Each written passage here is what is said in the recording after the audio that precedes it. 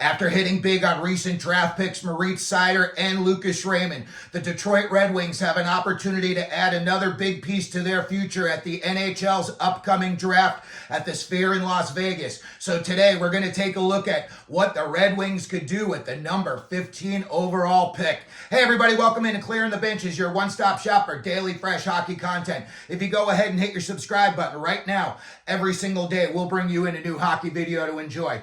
Well, we all know the story this year. Dylan Larkin got hurt down the stretch, and the Patrick Kane experiment barely missed getting into the playoffs. I think they made a very valiant run, and I think if nothing else, it just proves Dylan Larkin's worth to this franchise. He is really the guy that makes this team go in the big picture. When we take a look at the Red Wings, let's take a look at who's running things. And we all know it is Steve Yzerman. Yzerman's one of the greatest NHL players in history. And in my opinion, his 1996 double overtime goal against St. Louis in the playoffs may be the best overtime game-winning goal I've ever seen. We all know he's got his buddy Derek Newsy Lalonde running things behind the bench. They're pals from down in Tampa Bay. And when Yzerman made the move to pick a new coach, Lalonde was his guy, and it looks like he's going to stick with them at least for the near future. When we take a look at the number 15 draft pick in NHL history, there are 4 players picked at number 15 who had over 1,000 NHL points. And the number 1 guy on this list is Joe Sakic, 1,641 points. Al MacInnis, the defenseman with just the booming slap shot of all time, 1,274 points from the back end. And in my opinion, the NHL's all-time greatest goal scorer ever, Mike Bossy, who had 1,126 points, was picked also at the number 15 position. The reason I say that about Bossy is because Bossy started his career with 9 straight 50-goal seasons. He had over 60 goals 4 times in NHL history.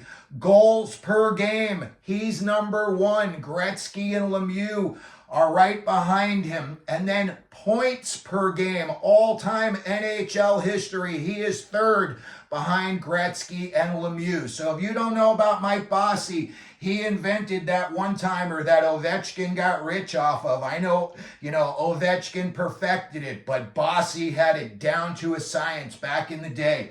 And if you want to watch a prolific goal scorer, Mike Bossy was your guy.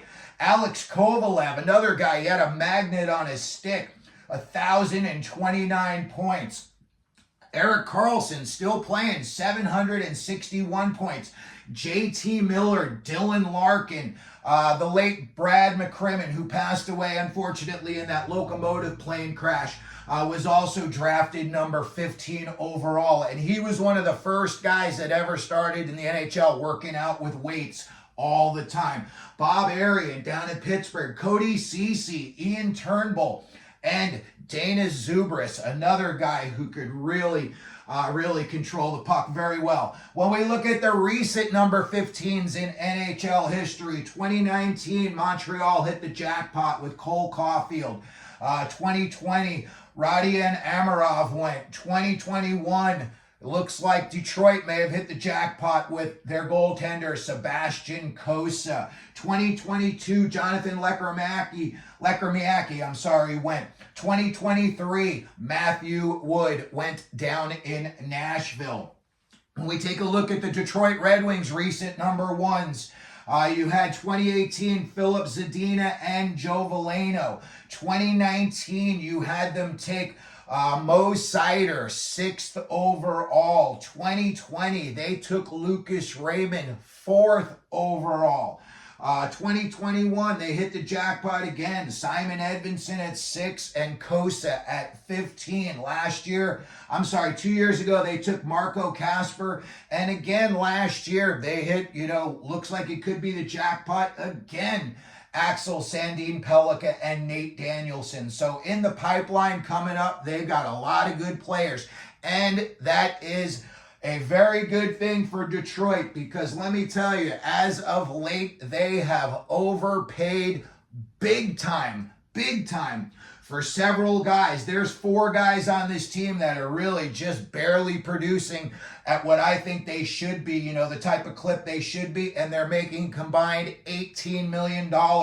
Let's take a look at Detroit's roster. The forwards, Larkin, $8.7 million through 2029-30. Good deal for Detroit. Alex DeBrincat, they've got him 3 more years at $7.8 million. And here's where they start overpaying big time. Andrew Kopp, 3 more years at $5.6 million.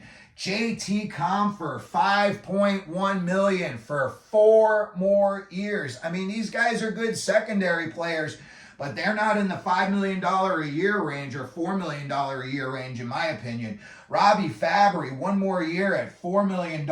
Michael Rasmussen, 4 more years at $3.2 million. Guy's just a big body. He's got to start getting some aggression to his game. And then here's where they're going to have to break out the checkbook. You got Lucas Raymond and Joe Veleno coming up RFAs this off season. When we look at their D, you got Mo Sider, RFA this off season. Again, while you got your checkbook out. Ben Sherratt, 2 more years at $4.7 million. I mean, these guys are good, but are they worth $4.7 million a year? Justin Hall, 2 more years at $3.4 million. Jake Wallman, 2 years at $3.4. Oli Mata, 1 more year at $3 million. Petrie, 1 more year at $2.4 million. I think after this season, you know, it says they have about $29 million in cap space, but obviously they've got all these, UFAs and guys that they're going to have to deal with, whether they're going to keep them, sign them, bridge deal them, do what they're going to do. But they've got a lot of decisions to make this offseason. And then you've got Christian Fisher, Patrick Kane, Perron, Daniel Sprong, all UFAs. You got to decide if you want to keep any of those guys moving forward again. And then when we look the other guys on the back end, you know, you've got Gostisbehere's a UFA this year coming up. Are they going to keep him, or are they going to move on from him? If they do, I can't see offering him more than a couple of $1 million a year. And then in the Nets, you got Billy Husso, 1 more year at $4.7 million. That's an awful lot of money.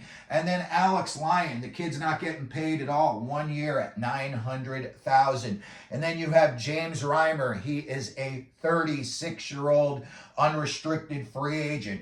So that's a look at their roster. I think in the next season and a half, you're going to see a massive turnover on this team. I don't know if they're going to buy out some of these guys or, you know, try to trade them out or move on from them. But I think with some of the, real skill kids that are going to be coming up in the very near future, some of these guys are going to have to be moved out to make some room for them. Now, when we take a look at what they could possibly do at the number 15 pick, I only think there's 2 choices. We're going to go over both of them. First of all, keep it. When you're picking it 15, all of the big names are going to be gone. All of the, top 6D guys, the Salayevs and the Z Booyams and Zane Perek, those guys are all going to be gone.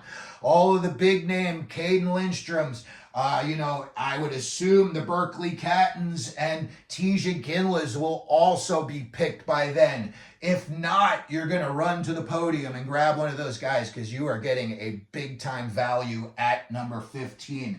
When I look at some of the players that they could pick at 15, and there's 2 guys I think they're going to take a serious look at, and both of them are playing in the USHL this year. And as we know, teams like the Chicago Steel and Muskegon have started to put out players that make it into the NHL, and they make a positive impact. Michael Hage is a center down in Chicago, and then there's Sasha, and I'm sorry if I can't pronounce his last name correctly. I'm going to try with Bavouer. Boisvert is how it's spelled, but I'm sure that's not how they pronounce it. And again, he's the center for Muskegon in the USHL. I think either one of these two kids would be a good pick, and I think they would be a good fit for what they're trying to do moving forward. Trevor Connolly, left wing. You know, the kid can score. He's got a little bit of, head issues. They got to figure him out. They got to get his head on straight. But when the kid is playing well, he is really, really good. Another big body I always talk about in this range is Beckett Seneca. He may already be gone as well. Teams may start to covet these big bodies after you see what's going on in the playoffs and all of the violence and aggression that ensues in there.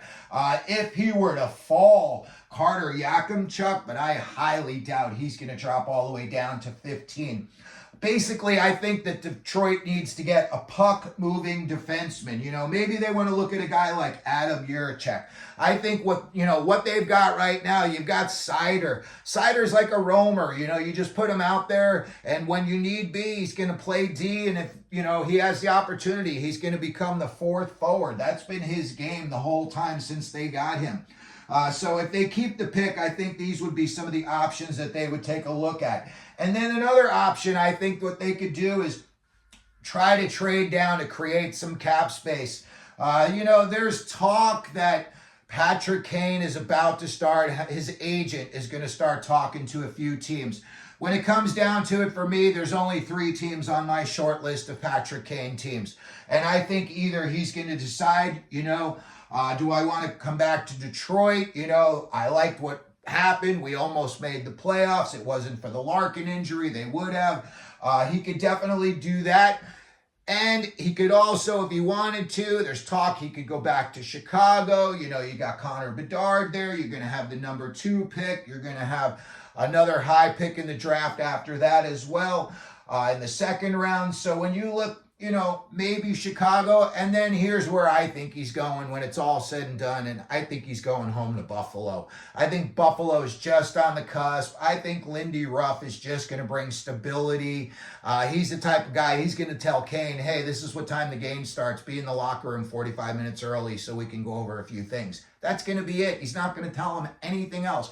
Here's where we practice, and here's how to get there. And he's already from Buffalo, so he's going to know his way around. I think those would be the 3 choices. He's either going to come back to Detroit, go to Chicago, or go to Buffalo. But again, when I look at these guys, that Detroit's got on their roster, there's some guys I think they're going to want to move on from to try to create some space. And if you were to offer a team the 15th pick, and then you had, tell them you have to take a guy like Michael Rasmussen or Fabry or Oli Mata. All of those guys are movable. None of them have no trade clauses, no movement clauses. So you'd be able to move on from those guys if you wanted to.